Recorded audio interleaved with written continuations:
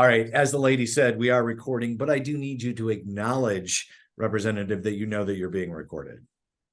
I acknowledge that I'm being recorded, and I just clicked the button Okay. So saying you're I got it. recording as well. So, okay. So Representative, let's start with you hosted a Twitter space or an X space. I'm not even sure what we call it anymore with the rebrand to discuss uh, transgender healthcare or gender affirming care. Help us understand why that was so important to you, because you shared that with me. You did invite all of your colleagues in both chambers.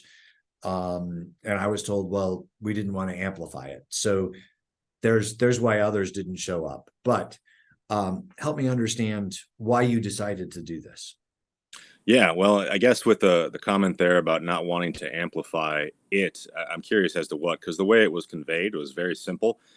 We have a young girl who lives in Michigan in Big Rapids. Her name is Prisha Mosley, who's very courageous. She was the victim of sexual abuse. And, when she was 16, she ended up going down this path of, well, she aborted the child that she conceived in the sexual abusive relationship she was in. She conceived, aborted, and then had a lot of mental anguish. And this led her to seek to become a boy. And she took testosterone and then also ended up getting a double mastectomy and, removing her two healthy breasts. And this is something that with, her testimony, I've been started following, and she reached out to my office because I have two bills to ban puberty blockers and then also ban these irreversible surgeries on minors. And this is something that in the Twitter space, I don't, I put it together because I don't think a lot of people understand her side of the story. And it begs a lot of questions as to what gender affirming care actually is, if it actually is care or not. And so a lot of us in the legislature have been looking at some of the gender theory, gender identity that's been getting woven into that terminology that's been woven into a lot of our statutes. And I think there are just a lot of scientific questions that have to be asked about it. So we looked at Ohio, and they overturned Governor DeWine's veto, specifically regarding the puberty blockers, the gender reassignment surgeries. And so I reached out to Prisha and Representative Click to see if they could fill us in, and invited all my colleagues to that. So amplifying a very significant policy measure in the state next to us, and then this story, I don't see what's wrong with that. When we get down the path, however, of where people stand, there are two groups of groupthink. There's one group that likes to say everything goes. You can do whatever you want without any repercussions. Let's go down this path. Let's send down these kids down this path of saying that they're born in the wrong body, and with enough drugs and with enough surgery they'll feel better. And then you've got another group that says, well, we need to ban everything that has to do with anything related to this. And I object to both of those causes. I do think there's a role of government aspect to this, and that's to uphold the medical precept of do no harm. And so looking at the sources of the studies and things along those lines that WPATH and some of these organizations utilize as the gold standard for gender affirming care, they're flawed. And you have a lot of scientific folks out there and doctors pointing that out and refuting how these sources are flawed that inform this care. So there's a lot of questions, scientific questions, and that was ultimately the purpose of the space.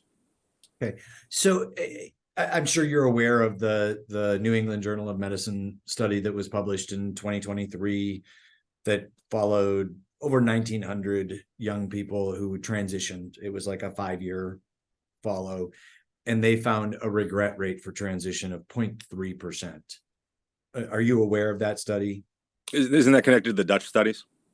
I don't know if it was connected to that. I do know it was in the New England Journal of Medicine, which is why. Yeah, and that's the main one that they point to. It's the Dutch study. It's the largest comprehensive one, and that's where and I'd point you to any cursory Google search around this it has a lot of evidence to refute it. And so Gordon Guyatt, who is actually one of the leaders on evidence-based medicine, he actually made a comment about these procedures and how there is a lack of evidence. And he's one of the leading doctors at the forefront of evidence-based medicine. And he described it in this way, I'm framing it paraphrasing, but he described that the best way to bring about transgender medicine is to have evidence-based medicine. So it's widely refuted. And I'm quite sure that that points to the Dutch studies, because when you look at the UK and Sweden and Finland, they are restricting gender affirming care programs, because they have a very centralized form of healthcare. We have a more decentralized form of healthcare, and we have a lot of money that influences studies and science right now. That's just basic common sense. The United States, it's a problem that's plaguing science these days. But you have a lot of bold voices that are coming out about this, and I don't want the United States to be going down this embarrassing path that we've been going down. And there are very, very credible people who are refuting those studies that I think you're alluding to there in the New England Public Journal. But a lot of them point to these Dutch studies. That's what is being refuted, because that's the largest, I guess, gathering of regret rate that people point to these days. So just playing devil's advocate here, regret rates for knee replacement surgery, for instance, are like between 3 and 60%. Are we going to talk about banning knee replacement surgeries? I like the question. That's a great question to ask, because when you think about comparisons, what's at odds here, and the big difference is that these physical and altering procedures are being remedied and put out there to cure mental health anguish. And that's what is very important, I think, about Precious' story that needs to be highlighted, because these physically life altering procedures are being done to remedy something that's in the mind. And so when we look at biological science, and you can look at a handful of people, even just today, that like Richard Dawkins was pointing out how this is bringing us downstream into a level of pseudoscience that is very unnerving, because of the rejection of the biological reality that there is male and female, and that is what there is. It's a binary system. And then, yes, there are different syndromes and things like that, but it comes down to what a body produces. You either produce sperm or ova, and there's no variation there. And so many people are trying to run with the idea that sex is a spectrum, and this is filtering into our classrooms and things, and to the degree that kids are being told that they were born in the wrong body.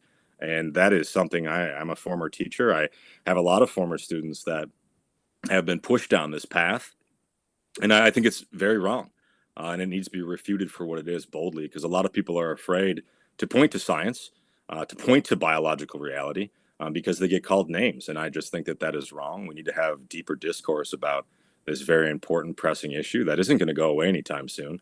And I think that it inflames the fringes when there aren't, the public isn't able to see clear discourse pointing to evidence. Because if I'm wrong, I will admit I was wrong. I don't think that I'm wrong here in pointing out the problems with this current pseudoscience, though. Okay, so let's sort of dive in a little bit. What is your understanding of what happens?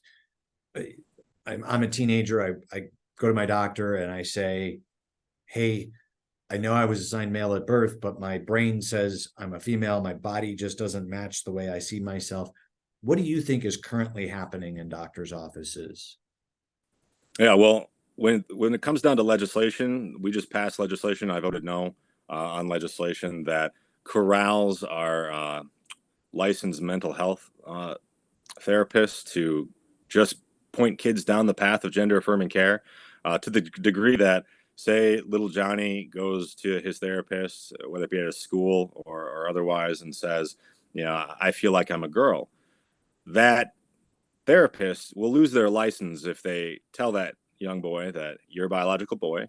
Um, you should remain a biological boy, because that makes sense. Because the end game of gender affirming care is, well, I want to genuinely achieve to be the opposite sex, or what it is that I feel. And so when you talk about the brain and biological sex, if we understand and agree that a person cannot genuinely change their sex, they cannot. Like, that is just fundamental truth. If we agree with that, and we're misleading children to think that they can be with enough drugs and surgeries, that is very wrong. That is absolutely wrong. And so that is what is going on, especially when you look at curriculums such as Kalamazoo Public Schools. They adopted a sex ed curriculum teaching kindergartners that they can be a different sex each day. and sex and gender are synonymous. If you were talking about, actually becoming male to female, like these surgeries and drugs insinuate, like why else would they take them other than to genuinely be the opposite sex or whatever they believe it is that they are in their brain? Biological reality doesn't add up, and they need to be reminded because children are a vulnerable class. And any person that is questioning this, they are in a vulnerable aspect, a vulnerable time in their life. And that needs to be taken with care and also be directed by actual science. Okay. So there's a chunk missing there that I'm not sure you're aware of. Maybe not. I don't know. Isn't there a time where there's mental health counseling and intervention, and also then a period where the person who wants to transition has to socially transition before there's any hormones, before there's any surgery, that there's a social transition? Are you opposed to that? In terms of the social transition in the aspect of gender affirming care, So and questioning what if a boy is a boy, a biological boy, or a biological girl, what is missing there? I guess when we have the like, do you agree? Since I guess you're positing this information, do you agree that there's a biological barrier between male and female? Do you I agree with don't think that? you can change the genetics. So What's yes, that? I don't think you can change the genetics, Okay, but I do so everything downstream of that is pseudoscience, and that's concerning. So I think that all of it should be taken with a deep awareness when we're looking at children and influencing them and how they believe about themselves. Do you think it's wrong to tell a child and let a child believe that they were born in the wrong body? I, I'm not an expert in that. I'm not a Well, doctor. you're putting some of this stuff forward because that's what all this is. Right. And so when a child who is questioning these things, they need to be directed boldly and confidently by someone who is trusted to know that they don't need drugs and surgeries to feel better. And I'm not even talking about drugs and surgery. I'm talking about the little boy that wants to wear a princess dress. Are you I opposed to A that? lot of people do that. My bills that I have nothing to do with that. Okay. My So bills banning puberty blockers and gender reassignment surgeries have right, nothing to do with you're any of it. so you're not necessarily opposed to sort of the social transition, if you will, where it's clothing, where it's appearance. You're talking about medicalization, which is a much bigger step, and frankly, a much more important area for government to regulate, I think, because it is medicine, it is science, it is under licensing and government care. Yeah, well, we have health policy committees, correct? So did you Right. listen to the Twitter space? I did. I listened to the whole thing this Okay. morning. So So, the Twitter space was based on, health policy for minors right. and what gender affirming care leads to. And so, my ultimate understanding in this and where I oppose groupthink on both sides is that the health policy that we should pursue here is a policy of do no harm. And when you talk about do no harm, that's where science comes in. And we need to have reliable science to look to. Right now, a lot of this is up in the air, which is why we see other countries banning and restricting gender affirming care. And they're isolating it to deeper research capacities. Here in the United States, we're just going full bore, and it's gotten very political to where many people are demonizing and calling others advocates for genocide because they're questioning this. That is deeply concerning because there aren't enough people coming to the middle ground to talk about actual science, to talk about actual biological reality. Many of us are listening to these far fetched, like pseudoscientific models of really making sex complicated. And that is something that Colin Wright actually just came out today, which Dawkins reposted his presentation based on this problem that we have. And he used a great analogy. He described that when scientists and the common belief was that Earth was the center of the universe, there were many people who were trying to align their scientific models with this belief, which was an error. And so they came up with all of these epicycles for planets and all these things to make it all convoluted to say, yes, well, this is, we're seeing all these problems, but this is why, scientifically, the Earth is still the center. And there was a lot of passion around that. And I think that this is very similar. And he does a lot of due diligence in pointing that out, as people who are really trying to make this more complicated than it is. Okay. Um, in the Twitter space, as you know, your colleague, Representative Shriver, raised the question, hey, if we're going to ban this because it's harmful to people under 18, isn't the end game banning it for adults because it's generally harmful? And that is something that Representative Click said, that's a great point. We have to do this one bite at a time. You also weighed in at one point and said, yeah, you make a great point. Do you support banning gender affirming care for everybody in the state of Michigan? If the care does harm, then I think it should be banned. Yes. And that is where we're deciphering. And in that space, which is it's just kind of a bummer that some of my Democrat colleagues didn't want to come in, because yes, people are going to have opinions. Yes, we will differ. They might be nuanced, but a lot of representatives, legislators are afraid to join dialogue because somebody might say something in that dialogue and then you're pinned to it. And so we're isolating people from having healthy discourse, and that comes at a deep cost to our society. I push back on that. If anyone is in a space with me and they have an idea, good or bad, I will assess the idea, I will think about it, I will consider it, and then I'll seek answers. And that's what the scientific method is all about. And here we are. And so I really hope that, Senator McMorrow and Rep. Pahutsky and some of the folks that weighed in opposite Devendorf, who weighed in in stark opposition to this, saying that this is an attack on people. Well, when we go to our separate, isolated corners of groupthink, it isn't good for anyone. And that is something that I hope and I very much pursue as a bipartisan measure, because even on the House floor, we struggle to be able to give speeches and allow dissent to happen in House speeches these days. And that is something that rends my heart. Yeah, that's actually a really good point to transition slightly. We have seen a rise in political violence, and that includes threats. And you've indicated that Prisha, is that her name? Prisha, yes. That Prisha has experienced some pretty serious threats since this Twitter space. I know that Senator Lindsay said he's received some threats. I believe you've received some threats. On the other side, by the way, Representative Pawlowski and Representative Devendorf have both told me they have threats as well. At what point do we find commonality, regardless of party, and say, this has to stop?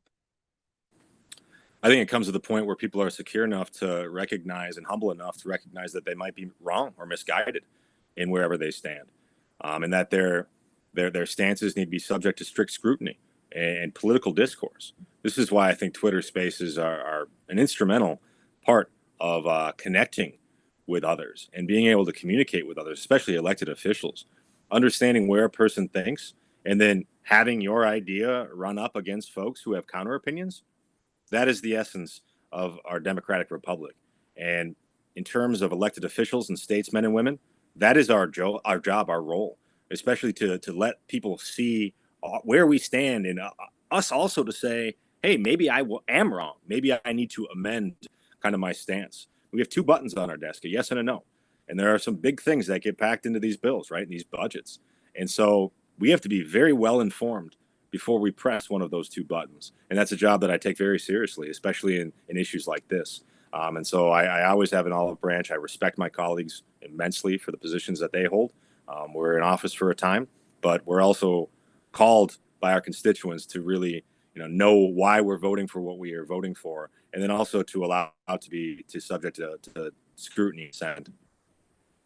Right. So I want to back up a little bit. It's not necessarily, it's not necessarily your colleagues that are doing threats. It's voters. It's people outside. That doesn't help the dialogue that you need to have with your colleagues to find that compromise that you and I talked about before I turned on the recording, that seems to be less and less capable of being reached than it was pre-term. I think it's partly a byproduct of a lack of statesmen and women being able to have discourse in the open in front of their respectful discourse, setting the tone of discourse, because that's what our country is founded upon, being able to have very strong, hard disagreements to prevent political violence. And we're not seeing much of that. And we're not seeing people in political office apologize for being wrong either, on either side. And that is in itself alarming when very, very big decisions come across our desk from the COVID era to now. There are big decisions, and there have been wrong decisions made, and no one is apologizing about it. And that is a problem. And so when we are faced with science and it becomes clear and evident that we are standing on the wrong side, we need to be able to change and make amends. And we're not seeing that in today's statesmen and women. Okay.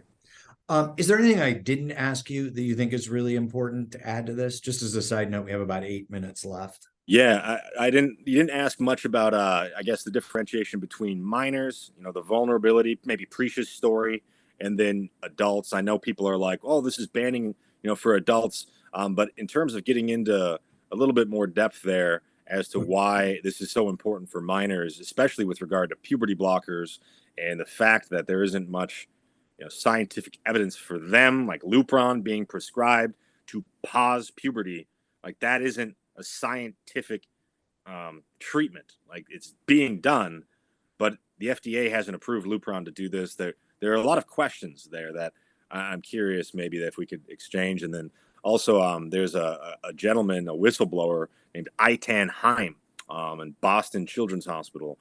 His story is very, very nerve-wracking because he's a person who's been on the front lines looking at these procedures done with kids and puberty blockers with kids, the impacts.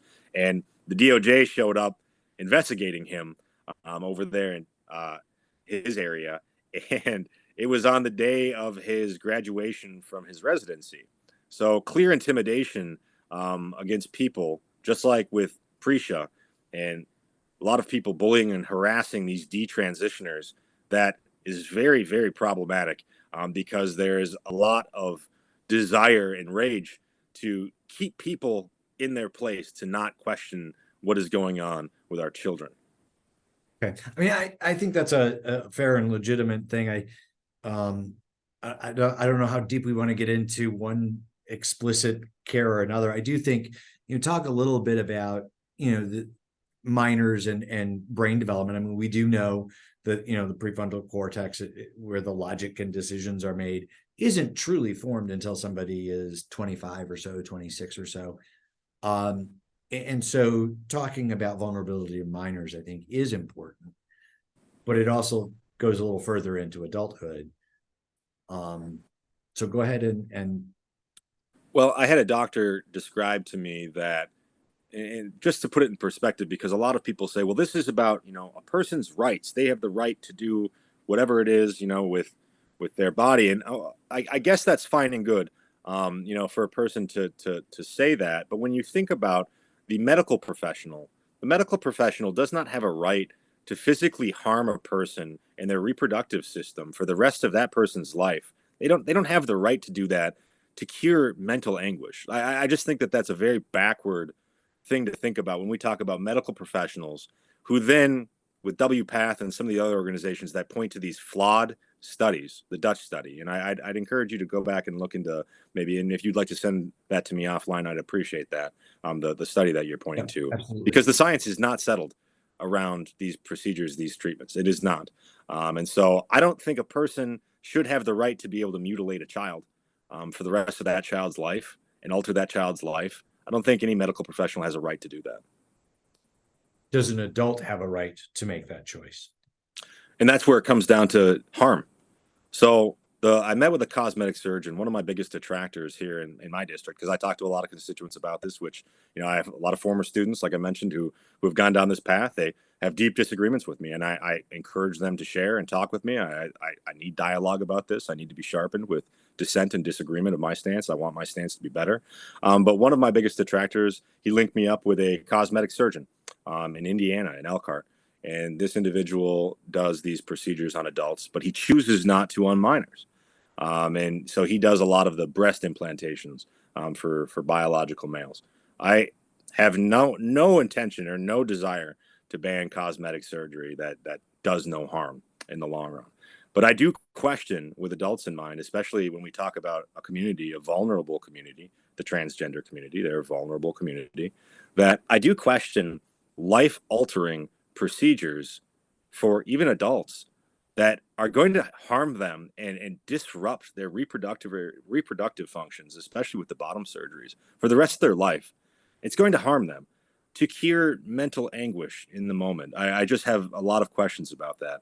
No, my bills don't ban that any type of these procedures for adults, but I do question it, and that's where my colleagues are. But again, it comes down to science, and then upholding that precept, the medical precept of do no harm. That I think is the policy that we need to ensure is reminded of our medical professionals here in Michigan.